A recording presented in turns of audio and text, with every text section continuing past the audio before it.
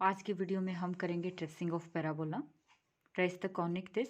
इस कॉनिक को हमने ट्रेस करना है। तो ट्रेस करने से पहले हम ये देख लेते हैं कि जो गिवन कॉनिक है वो हाइपरबोला, इलिप्स या पैराबोला में से कौन से कॉनिक को प्रेजेंट कर रहा है। तो उसके लिए जो मेथड होता है how to find the nature of a conic, वो हमने लास्ट वीडियो में डिस्कस किया था। तो उसका यूज करके हम इसका नेचर चेक करते हैं। तो this is the given equation of the conic. इसको हम जनरल इक्वेशन ऑफ कॉनिक के साथ कंपेयर करेंगे। This is the general equation of conic. A X square plus 2hxy plus B Y square plus 2gx plus 2fy plus c equal to 0। इसके साथ इसको compare किया। यहाँ से हमने A, H, B, G, F और C की value find out की। ये फाइंड आउट करने के बाद अब हमने डेल्टा को कैलकुलेट करना है। डेल्टा की ये वैल्यू होती है, ये या तो ऐसे ही याद रखें या अगर ऐसे याद नहीं रहती तो हम इसको जो जनरल इक्वेशन होती है उसका यूज़ करके एक सिमेट्रिक मैट्रिक्स बनाएंगे और फिर उसके डिटरमिनेंट को 0 के इक्वल पुट करेंगे। कैसे बनानी है सिमेट्रिक मैट्रिक्स? जो एक्स स्क्वायर का कोफिशिएंट है, वाई स्क्वायर का कोफिशिएंट है और जो कांस्टेंट टर्म है उनको हम रखेंगे डायगोनल पे। फिर जो एक्स वाई है उसका हाफ इधर और हाफ इधर। फिर एक्स के कोफिशिएंट यानी कि 2g, इसका हाफ इधर और हाफ इधर पुट करेंगे। सिमिलरली जो y का कोफिशिएंट है 2f, उसका हाफ हम इधर पुट करेंगे और हाफ इधर पुट करेंगे। इस डिटरमिनेंट को 0 के इक्वल पुट करेंगे और जो आंसर आएगा वो यही आएगा। तो हमने डेल्टा को कैलकुलेट किया ये सारी वैल्यू पुट करके। तो डेल्टा आ जाता है -625 जो कि नॉन ज़ीरो है। इसके बाद हम H square minus A B को चेक करेंगे जो कि 0 आ जाता है। अगर ये ग्रेटर देन 0 आता तो गिवन कॉनिक एक हाइपरबोला को प्रेजेंट करता, अगर लेस देन 0 आता तो इलिप्स को प्रेजेंट करता। अब ये क्योंकि 0 आया है तो ये किसको प्रेजेंट कर रहा है? पैराबोला को प्रेजेंट कर रहा है। पैराबोला की जो इक्वेशन होती है उसकी पहली जो 3 टर्म्स है वो एक परफेक्ट स्क्वायर बनाती है। तो हम क्या करेंगे, ट्रेसिंग ऑफ पैराबोला करने से पहले हमें कुछ कैलकुलेशन करनी है। और जैसे latus rectum, vertex of the parabola, axis of the parabola और पैराबोला एक्स और वाई एक्सिस को कहाँ कट करेगा या नहीं करेगा, ये हमें चेक करना। ये सारी जो है हमें कैलकुलेट करने पड़ेंगे। और कैलकुलेशन वो एक प्रोसीजर है और उसी प्रोसीजर से आपने स्टेप बाय स्टेप उसको कैलकुलेट करना है। तो इसके लिए सबसे पहले यहाँ पर जो परफेक्ट स्क्वायर बन रही है ये टर्म्स, ये बनेगा 3x प्लस 4y का स्क्वायर, उसको लेफ्ट साइड रखेंगे और बाकी जो बचा हुआ है उसको हम राइट हैंड साइड लेके जाएंगे। तो हमारे पास ये इक्वेशन आ जाती है। इसका नाम हमने रख दिया इक्वेशन नंबर 2। फिर ये लेके चलेंगे इधर से 3x प्लस 4y का स्क्वायर हम लेके चले और इसमें हमने लेमडा को ऐड कर दिया अपनी तरफ से। लेमडा को ऐड किया और इस स्क्वायर को खोल दिया। तीनों टर्म्स का स्क्वायर नहीं खोलना है, हम इसको तो a ले लेंगे, इसको b लेंगे और इस स्क्वायर को हम ओपन कर देंगे। 3x प्लस 4y का square, lambda square plus 2 lambda 3x plus 4y। अब यहाँ से इस वाली इक्वेशन से 3x प्लस 4y की वैल्यू हम यहाँ पुट करेंगे। वैल्यू पुट करने के बाद हमने इस तरह से इसको सॉल्व करना है कि x की टर्म्स को इकट्ठा करके x को कॉमन ले लो, y की टर्म्स को इकट्ठा करके y को कॉमन लेंगे और फिर ये हमारे पास आ जाएगी कांस्टेंट टर्म। इसका नाम रख दिया हमने क्वेश्चन नंबर 3। अब क्योंकि लेमडा हमने अपनी मर्जी से लिया था तो हम लेमडा को इस तरह से चूज करते हैं कि ये वाली लाइन और ये वाली लाइन दोनों एक दूसरे पर क्या हो जाए, परपेंडिकुलर हो जाए। अब दो लाइनें परपेंडिकुलर कब होती हैं? जब उनका जो स्लोप होता है उसका प्रोडक्ट क्या आ जाए, -1 आ जाए। तो इन दोनों लाइनों का स्लोप लेते हैं। Slope of this line coefficient of x bye coefficient of y का नेगेटिव होता है। Similarly slope of this line coefficient of x divide by coefficient of y और उसका क्या है, नेगेटिव। उसको किसके इक्वल पुट करेंगे, दोनों के प्रोडक्ट को -1 के इक्वल पुट करेंगे। तो हमारे पास एक इक्वेशन आ जाएगी जहाँ से हमने लेमडा की वैल्यू फाइंड आउट की, वो की 1 आ जाती है। अब लेमडा की इस वैल्यू को वापस जाके इक्वेशन नंबर 3 में हम पुट करेंगे। इक्वेशन नंबर 3 में हमने पुट की लेमडा की वैल्यू, तो हमारे पास ये इक्वेशन बन जाती है 3x प्लस 4y प्लस 1 का square equal to 8x minus 6y। इसके बाद हमने क्या करना है, यहाँ से देखना x के कोफिशिएंट का स्क्वायर प्लस y के कोफिशिएंट का स्क्वायर और उसका क्या कर दिया हमने, अंडर रूट। अब अंडर रूट जब इसका किया तो ये आ जाता है 5 का फिर से स्क्वायर, तो कितना हो जाता है 25। अब 25 से डिवाइड किया है तो 25 से मल्टीप्लाई भी करना पड़ेगा। सिमिलरली हम यहाँ करेंगे, x के कोफिशिएंट का स्क्वायर 64, y के कोफिशिएंट का स्क्वायर 36 और उसका क्या कर दिया अंडर रूट, ये अंदर 100 बन जाता है, 100 का अंडर रूट करेंगे 10 आएगा, तो 10 से डिवाइड किया तो 10 से हमने मल्टीप्लाई भी कर लिया। इसके बाद हम 25 को राइट हैंड साइड लेके जाएंगे तो ये हो जाएगा 10/25 जो कि कैंसिल आउट होके हो जाएगा 2/5। तो ये आ जाती है हमारे पास इक्वेशन नंबर 4, जो कि किस फॉर्म की है, y² = 4ax की फॉर्म की है, जहाँ पर y हमारे पास ये है, y हमारे पास ये है, इसका स्क्वायर है, y हमारे पास ये है, और x जो यहाँ अंदर है राइट हैंड साइड में ये, और जो 4a की वैल्यू है 2/5। ठीक है, इन वैल्यूज़ का हम आगे यूज करेंगे। तो सबसे पहले हम पहला जो काम करेंगे वो करेंगे axis of parabola. Axis of parabola क्या होती है, y = 0, y को किसके इक्वल पुट करते हैं 0 के, तो यहाँ से y की वैल्यू ये है, तो इसको 0 के इक्वल पुट किया, 0 के इक्वल पुट किया, then this is the equation of axis of parabola.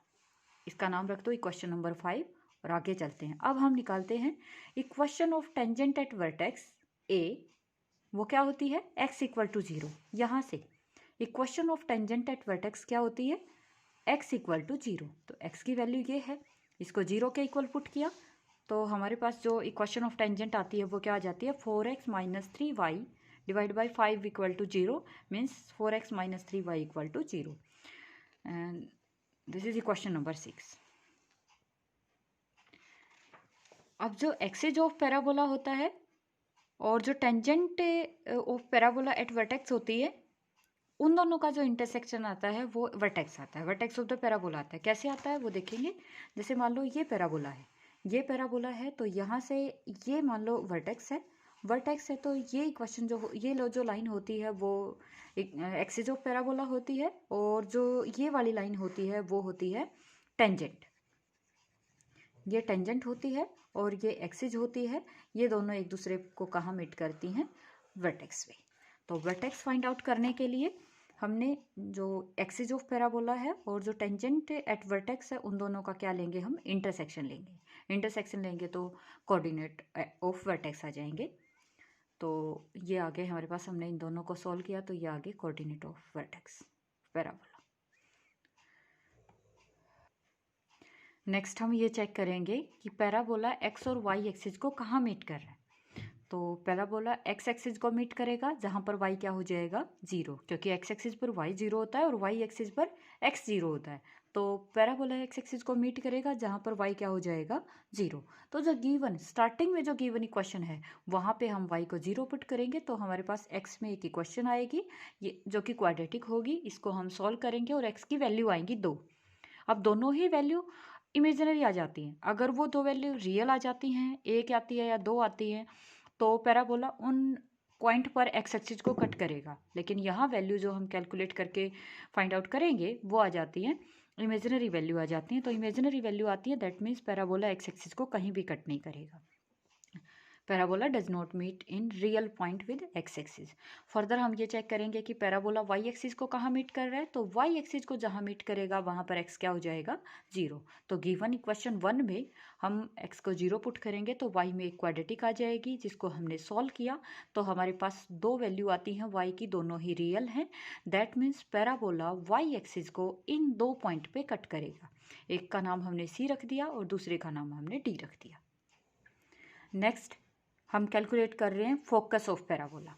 Focus जो होता है पैराबोला का, वो इंटरसेक्शन होता है एक्सिस एंड लेटिस रेक्टम का। लेटिस रेक्टम और एक्सिस का जो इंटरसेक्शन होता है वही फोकस होता है। तो इक्वेशन ऑफ एक्सिस क्या, लेटिस रेक्टम क्या होती है, x = a। जो यहाँ से जो इक्वेशन ऑफ लेटिस रेक्टम होती है हमारे पास, दिस x = दिस a।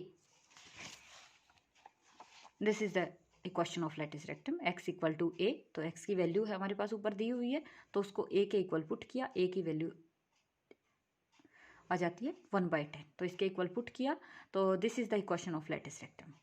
यानी इक्वेशन ऑफ एक्सिस हमारे पास पहले से दी हुई है, पहले हमने कैलकुलेट करके रखी हुई है, वो है हमारी इक्वेशन नंबर 5 में।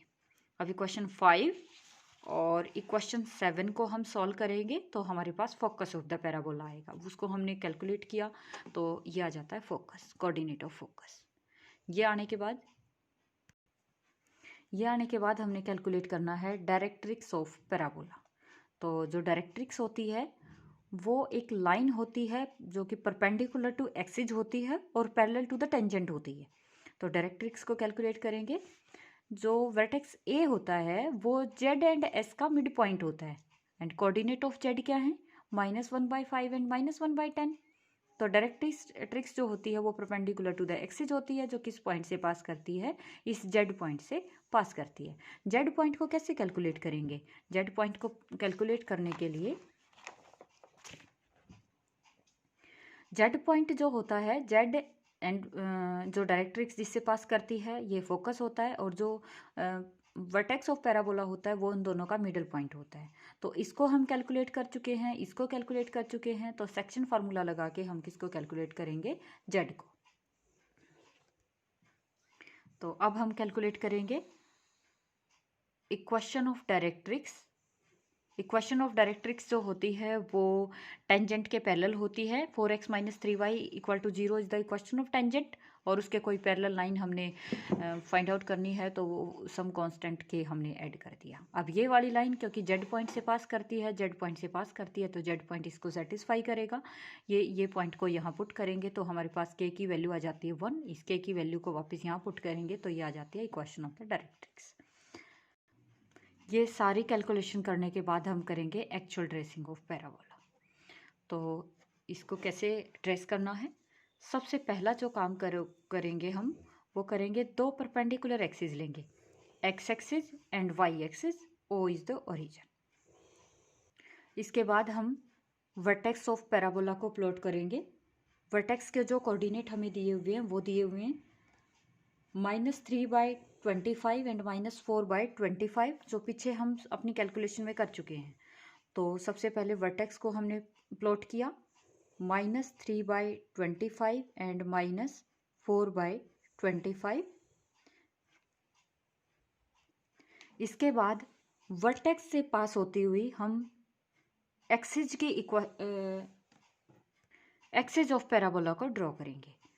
तो इस पॉइंट से पास होती हुई एक्सिस की जो इक्वेशन है, एक्सिस की इक्वेशन हमें दी हुई है 3x - +4y +1 = 0। ये हमें इक्वेशन ऑफ एक्सिस दी हुई है। तो ए पॉइंट से पास होती हुई हम एक्सिस की लाइन को ड्रॉ करेंगे, एक्सिस ऑफ पैराबोला को ड्रॉ करेंगे। Then this is the axis of parabola. ये मैं अंदाजे से कर रही हूँ, आप लोग थोड़ा सा इसको अच्छे से कर लेना। This is the axis of parabola. इसके बाद हम दूसरी लाइन ड्रॉ करेंगे, that is tangent at vertex. Tangent at vertex की जो इक्वेशन है वो हमें दी हुई है 4x - 3y = 0। तो वर्टेक्स से ही पास होती हुई टेंजेंट लाइन को हम ड्रॉ करेंगे। टेंजेंट लाइन वर्टेक्स से पास होती हुई जो कि ओरिजिन से भी पास करेगी क्योंकि इसकी कांस्टेंट टर्म 0 है। तो this is the line of tangent, this is tangent at vertex. इसके बाद पैराबोला क्योंकि एक्स एक्सिस को तो कहीं भी कट नहीं कर रहा है और वाई एक्सिस को 2 पॉइंट पे कट कर रहा है, 2 पॉइंट पे कट कर रहा है, तो इसका मतलब हमें पहले वो 2 पॉइंट को मार्क कर लेते हैं। एक तो सी पॉइंट पर कट कर रहा है, सी पॉइंट हमारे पास आ जाएगा सी पॉइंट 0 -7 + √33 / 16। और दूसरा पॉइंट है डी, ये पॉइंट इधर नाम रखा हमने इसका 0 -7 -√33 / 16। इन 2 पॉइंट पर पैराबोला वाई एक्सिस को कट कर रहा है। अब इक्वेशन ऑफ डायरेक्ट्रिक्स हमें लेनी होती है। जो इक्वेशन ऑफ डायरेक्ट्रिक्स है वो हमें दी हुई है 8x - 6y + 1, 8x - 6y + 1 = 0, जो कि इसके पैरेलल होती है। और यहाँ पर हमारा फोकस है, ये फोकस है, फोकस के कोऑर्डिनेट हम ड्रॉ कर देंगे। This is the focus S -1/25 -11/50, ये हमने इसके कोऑर्डिनेट निकाले थे तो इसको हमने प्लॉट किया। उसके बाद ए के जितना इधर एस है उतना ही उधर हम एक पॉइंट मार्क करते हैं, उसका नाम हम जेड रखते हैं। जिसके हमने कोऑर्डिनेट कैलकुलेट करे थे वो थे हमारे पास -3/25 एंड -4/25। ये तो वर्टेक्स के कोऑर्डिनेट थे, सॉरी, ये जेड के कोऑर्डिनेट हमने कैलकुलेट करे थे। अब जो इक्वेशन ऑफ डायरेक्ट्रिक्स होती है वो perpendicular to axis of parabola होती है और टेंजेंट के क्या होती है वो पैरेलल होती है और इस जेड पॉइंट से पास करती है। तो अब एक ऐसी लाइन की क्वेश्चन हम फाइंड आउट कर चुके थे जो इसके पैरेलल है, टेंजेंट लाइन के पैरेलल है और एक्सिस के परपेंडिकुलर है, तो उस लाइन को हम जेड पॉइंट से पास होते हुए ड्रॉ करेंगे। अब हमारा सारा जो बेस है वो तैयार हो चुका है, हमने पैराबोला को अब ट्रेस करना है। ट्रेस कैसे करेंगे? A is the vertex and C point पर वो सी एंड डी पॉइंट पर वाई एक्सिस को कट कर रहा है, तो इसको थोड़ा सा कर्व की फॉर्म में लेंगे और यहाँ से ये डी पॉइंट से पास करना है। तो this is the equation of, this is the tracing of parabola, this is our parabola.